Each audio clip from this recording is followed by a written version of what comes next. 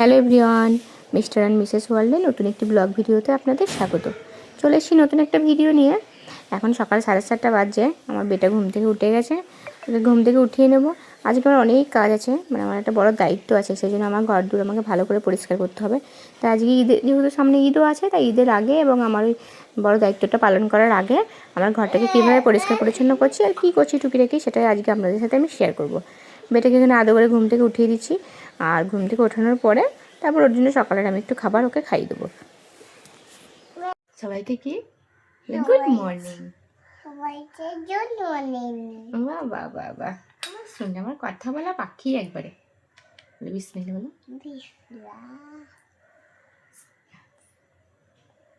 তুমি খালি বলো আমাকে কেমন খেতে হয়েছে, আর খেয়ে নাও। ইয়াম হয়েছে, বাহ বাহ বাহ।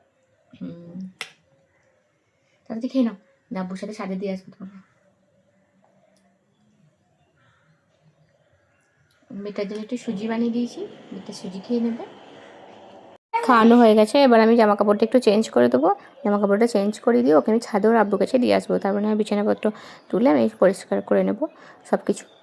আর বেটা এখন সকালবেলাতে একটু সুজি একদিন খাই, আর আজকে যেহেতু আমার একটু কাজ আছে, তাই সকালে খাবারটা একটু দেরি দিয়ে দেবো বলে জোর করে একটু সুজি দিয়েছিলাম। যতটা সুজি দিয়েছি ততটা কিন্তু খাইনি, অর্ধেকটার মতো খেয়েছে। আর নাহলে কিন্তু সকালবেলা প্রত্যেক দিনই আমাদের সাথেও ভাত খাই।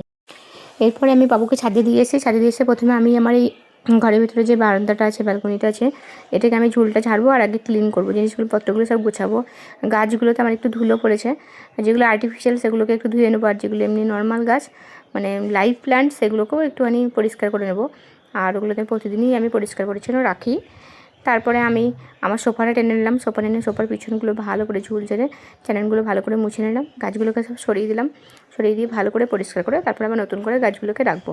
এখানে আমার 4টে মতো লাইভ প্ল্যান্ট আছে আর 2টো মতো আর্টিফিশিয়াল প্ল্যান্ট আছে। আর এই লাইভ প্ল্যান্টগুলো একটা স্নেক প্ল্যান্ট আছে, একটা মানি প্ল্যান্ট আছে, আর একটা কামিনী আছে, আর একটা নামটা এই মুহূর্তে মনে পড়ছে না।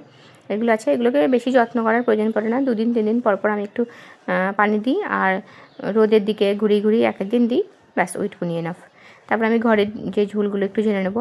এই মপস্টিকটা আমি মিশো থেকে নিয়েছিলাম, আগের বার যেটা নিয়েছিলাম ওটা অ্যামাজন থেকে নিয়েছিলাম, আর একবার মিশো থেকে নিয়েছিলাম।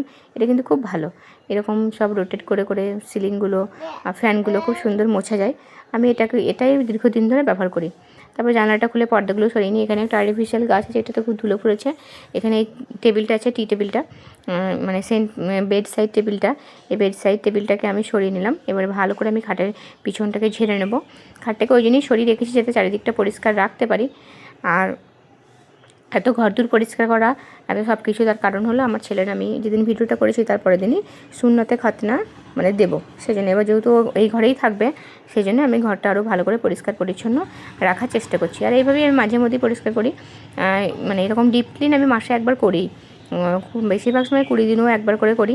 আর ড্রেসিং টেবিলটা এখান থেকে সরিয়ে ওদিকে রাখলাম, কারণ দরজাটা মনে হচ্ছে যেন যে একটু যেরকম নর্মাল থাকে সেরকমই রাখা দরকার।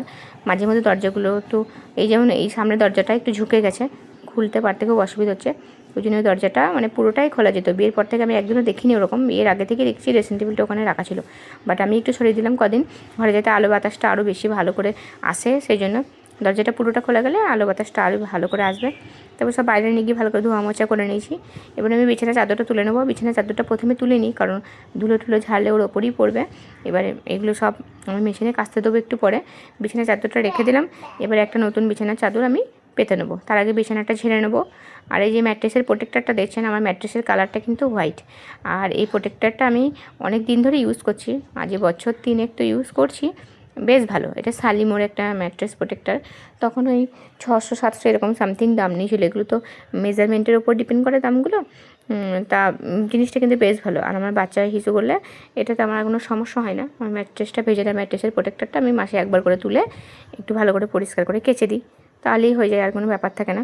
বিছানাটা ছেড়ে নিলাম, এবার আমি ফ্যানটা একটু জোরে চালিয়ে দেবো। আমার তো ফ্যান রিমোটেই চলে। আর যদি বলেন ফ্যানের রিভিউটা, যদি বলেন ফ্যানের কালারটাও আমার খুব সুন্দর লাগে, মানে উডেন কালার, মানে আমার খুব পছন্দের কালার ছিল। আর হচ্ছে ফ্যানটা রিমোটে চলে, এটা একটা ফ্যানটার প্লাস পয়েন্ট।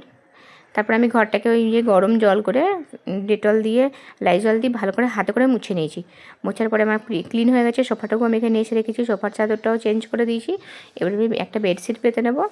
আর যারা আমার ভিডিও দেখেন তারা জানবেন আমি এরকম পিওর কটনের লাইট কালারের চাদর পাততে খুব ভালোবাসি। মানে বেডশিট, আমার যত বেডশিট আছে যেগুলো আমি খাটে পাতি সেগুলো এরকম লাইট কালারের, আর যেগুলো একটু ডিপ কালার সেগুলো আমি নিচে পাতি, বা ওগুলো আমি খুব কম পাতি। আমি এগুলো পিলো কভারগুলো লাগিয়ে নিলাম। আমার বিছানাটা রেডি হয়ে গেছে। এবার আমি এই আর্টিফিশিয়াল প্ল্যান্টটা ভালো করে ধুয়ে নিয়েছিলাম, এবার এইগুলো লাগিয়ে নেবো পাতাগুলোকে। এই আর্টিফিশিয়াল প্ল্যান্টটাকে আমি এবার সেট করে নিয়ে টেবিলটাকে আমি ওখানে রেখে দেবো।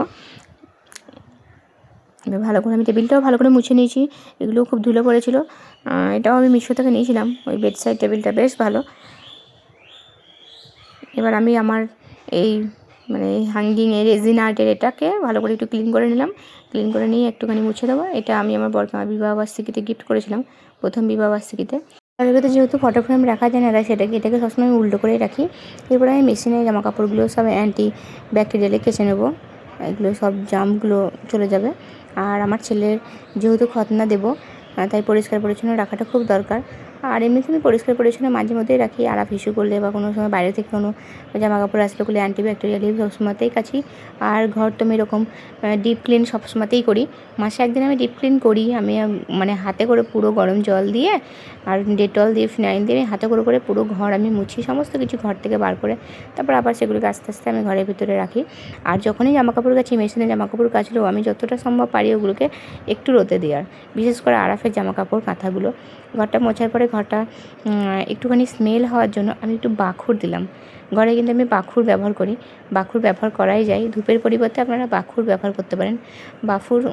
বাখুরটা হলো অ্যাকচুয়ালি আরব দেশে বেশি প্রচলন আছে, আরব দেশের লোকেরা বাখুর ব্যবহার করে। এরকম একটা এই বাখুর পট নিয়ে, এগুলো কাঠের গুঁড়োর সাথে বিভিন্ন ধরনের যে এসেন্সগুলো হয়, মানে ফ্লেভারগুলো, সেই এসেন্সগুলো দিয়ে দেওয়া হয়, তাহলে ঘরটা খুব সুন্দর স্মেল হয়।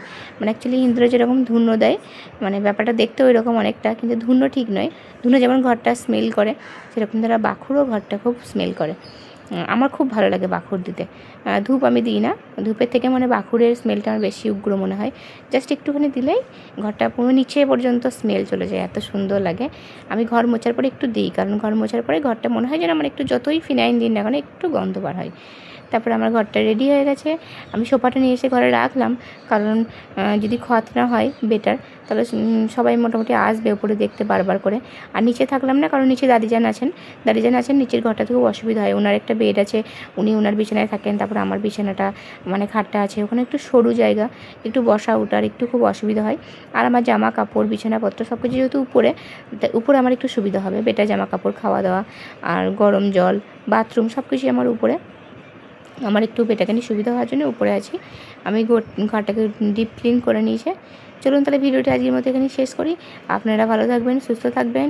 আর আমার ভিডিও যদি ভালো লাগে তাহলে লাইক কমেন্ট শেয়ার করবেন। আর যারা নতুন আছেন তারা চ্যানেলটি সাবস্ক্রাইব করে অবশ্যই পাশে থাকবেন।